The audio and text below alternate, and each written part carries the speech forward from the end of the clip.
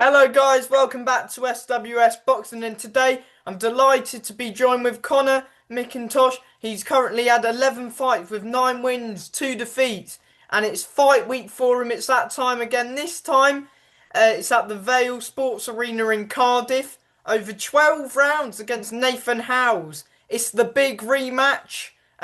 It's a British Eliminator as well. This one, isn't it? It is, yeah. So it's British title final eliminator. So whoever wins on Saturday night now will get the honour of fighting for a British title. I think it's held by Ryan Garner at the moment, but who knows whether he vacates or not. It's all still up in the air, really. But obviously, I'm not looking past Saturday night at all yet. Just raring to go now and ready to get in there.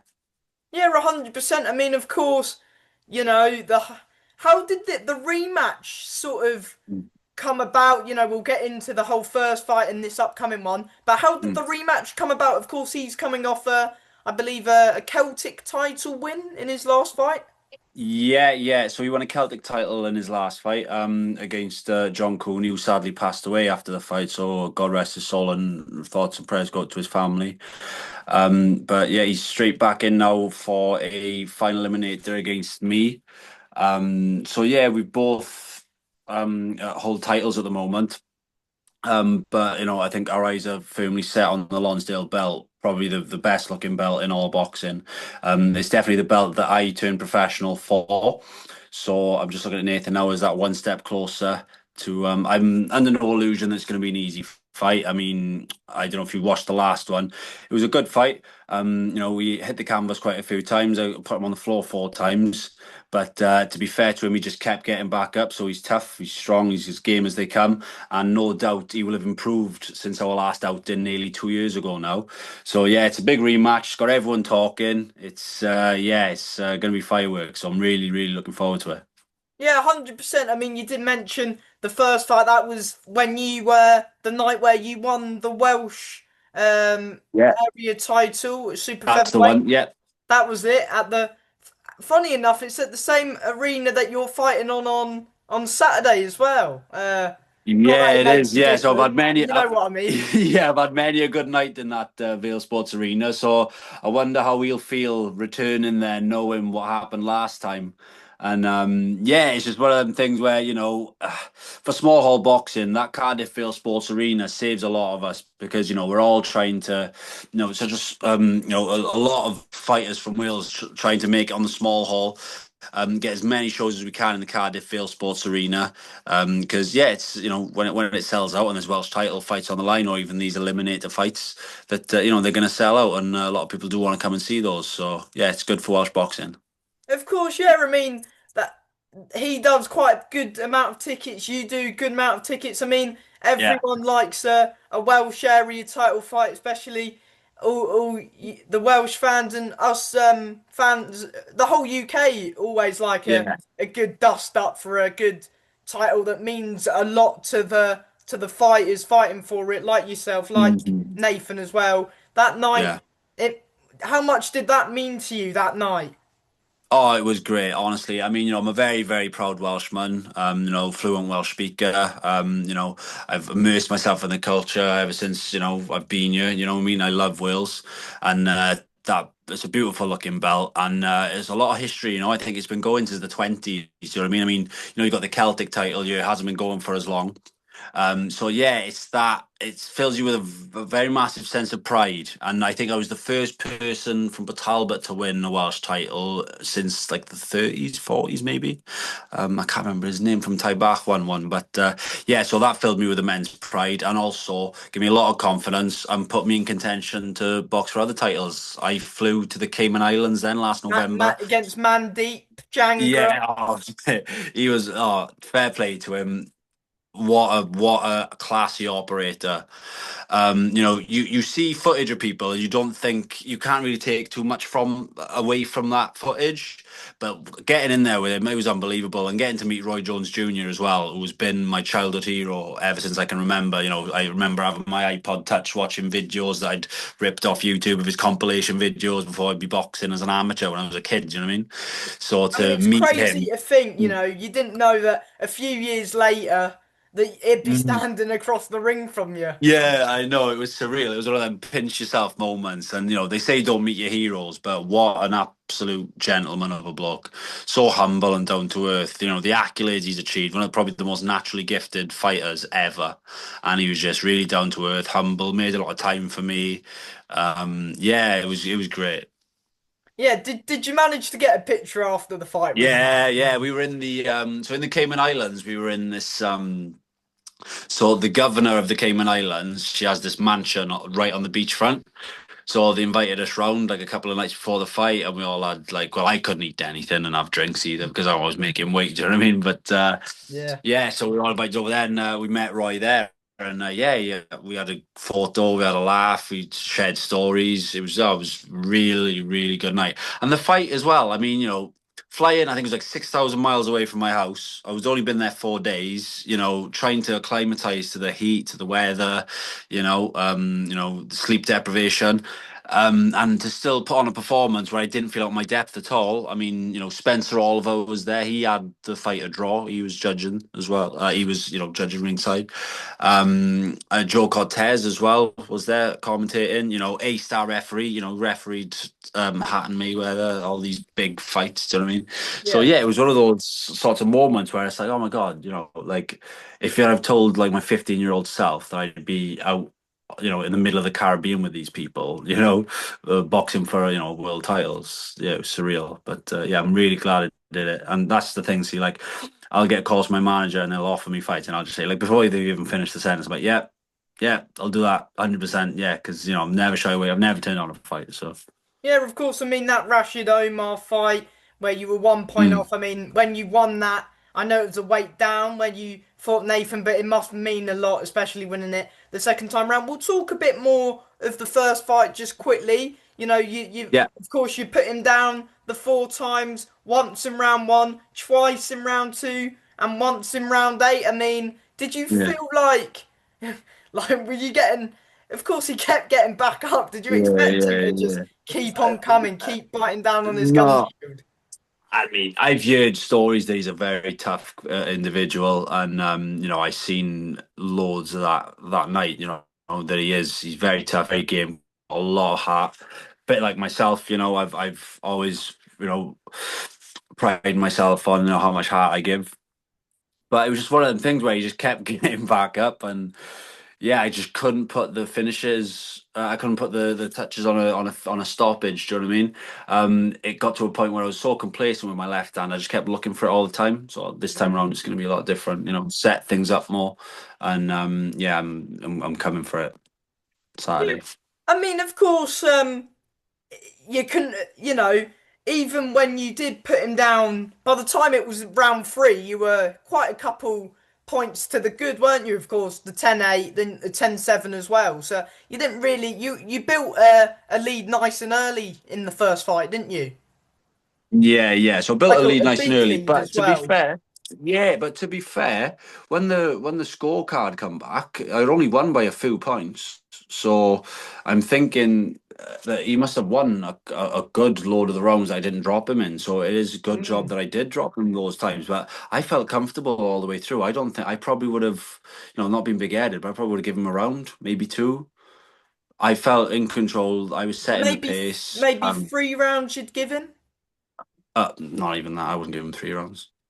I'm not going to give him any on Saturday, so no. But no, I'm really expecting a completely different Nathan Howells this time round. I know he's trained really hard, as we both do, but it's one of them things where, like, if that had have happened to me, getting put down that many times in the first fight, and I had the opportunity to put that right, I'd make sure I'd leave no stone unturned going into that second fight, which no doubt he won't. So he's gonna come all guns blazing, I think.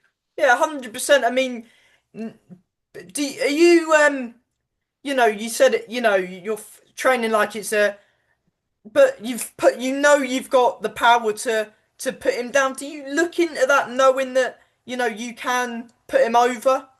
I don't think I'm going to be looking at it like that. I think that might be in the back of his mind more than mine, to be honest with you. Thinking, oh, look what happened last time. Is this going to happen again? I'm under no illusion that I'm treating this as a completely new fight. Do you know what I mean? It's not like I'm not going in there thinking, oh yeah, I've done this to him before. I'm going in there. It's a completely new fight. It's going to start differently. It's going to finish differently. It's going to be one of those fights where it's just I'll adapt as I go along, you know. Yeah, of course. Do you feel that bit more confident going into this rematch, knowing that you've beat him before, knowing that you've had him down before? Yeah. Does it make you that little bit more confident? Mm. Yeah, a little bit more confident, but I can't let myself get carried away with that. I can't, just assume like, oh, the same thing's going to happen again. So I'm just going to take the fight as it comes. I'm not going in there thinking it's going to be an easy fight because I 100% know it's not. The first one wasn't an easy fight. He did keep getting back up, and he's very tough. He works very well on the inside. Do you know what I mean? And Are you taking much? I think he'll have a bit of confidence. Are you taking a Am I lot? sorry? Are you taking? What are you taking from the first fight? Are you taking much from the first fight going into the big rematch on Saturday, or not at all? Am I what? Sorry, you broke up then. Oh, sorry. Can you hear me now? I can hear you now, yeah. Are you taking little bits from the first fight into the rematch, or do you not look into that? Yeah, I'll be taking a little bit in there. It's one of the things that I learned a lot from the first fight. They've taken the footage down of the first fight, mind, but Why? yeah, I mean, I'm just expecting him to come out a little bit sharper, a little bit more tentative, move his head more, and he's going to be looking for that left hand and try to neutralize that. So it's my job to mix it up if he does get to that point. So. Yeah, 100%. I mean, he's improved a lot since that first fight, and so have you. So, I'm sure you're both training. I mean, camp's probably done now, all done and dusted, but you Yeah, all train done for and the dusted. best I'm of ready to go now. him, and he's trained for the Yeah, best of you. 100. Yeah, yeah, yeah, yeah. So it'd be nice to see how it pans out because we've both come on leaps and bounds. We've both matured as fighters, and yeah, it's gonna be great. It's gonna be great because styles make fights, and I think put me and Nathan in the ring together, it's gonna be a good fight. Yeah, 100%. I mean, are you going into this fight thinking, oh, this is round 11, at the start of the first round, or are you Yeah, yeah. saying, going in there? Blank slate. It's a blank slate. Blank slate. He's changed. I've changed. I mean, it's been 2 years. I've had title fights since then. He's had title fights since then. We've matured as fighters, and yeah, I'm just really, really looking forward to it. I've sold a ton of tickets. He's probably sold a ton of tickets. Get a good atmosphere going. It's televised as well, so a big platform for us both. And the most important thing, I just hope we both get out of there safe. You know what I mean? Yeah. It's one of those sports. And we'll embrace afterwards. And I've reached out to him before in the past when he had fights come up against Southpaws. I said, "Oh, if you ever need sparring, just let me know." Do you know what I mean? There's Have you no. sparred since the first We fight? haven't. No, we haven't. No, I did go down Tony Bogues to spar Rashid when he was training for James McGivern. Because me and Rashid are really tight now. Like since we both shared 10 rounds together. We'd both gone from 4 rounders to a 10 rounder in that Welsh title fight, and it was a Mm. barnstormer. It was that could have won the year that year as well. Do you know what I mean? So me and Rashid have always been in touch and contact since then. And yeah, if he needs sparring, I'll help him out, and it'd be I'm sure he'd do the same for me as well. It's just one of those things, isn't it? Where it's nothing personal. You just gotta if you both mashed up against each other and you both want to fight for a certain title, you got to do it, and then shake hands after. Love before and love after. Are you expecting a tougher fight this time round? Yeah, 100%, definitely. Because I know he'll. I can only imagine the last fight keeps him up at night. Yeah. So I think he's not gonna have left any stone unturned, so to speak. 100%. Yeah, I am going to mention it. Of course, it is your second 12 rounder. He hasn't done a 12 rounder before. No. Yeah, how have you without giving too much away, how have you changed? from going into the first fight into this camp? Have you done much, or have you been taking a similar approach in camp to the last Um, one? I've always sort of taken a similar, the same sort of approach. Just work on my craft. I'm always in the gym. Do you know what I mean? Like whenever I fight, I'll have like a couple of days off if I've had a tough fight, and I'll be straight back in the gym. So my fitness and my weight is never an issue. So during my training camps, I'm not focusing on not getting fit or losing the weight. I'm entirely always focused on getting sharp, my technique, my ring craft, all the important boxing attributes, as opposed to like building my strength and fitness and I do that all year round anyway. Do you know what I mean? So it's just a case of just tweaking certain aspects of my game, sharpening up, tightening up, and yeah, that's pretty much it, mate. To be honest, I mean, I've only got another few years left in me, so I'm just not gonna take my foot off the gas at all now. I'm gonna stay in shape for these next few years, and then retire and get fat. Yeah, and yeah, of course, you have been staying, four fights since that first fight, which is always good.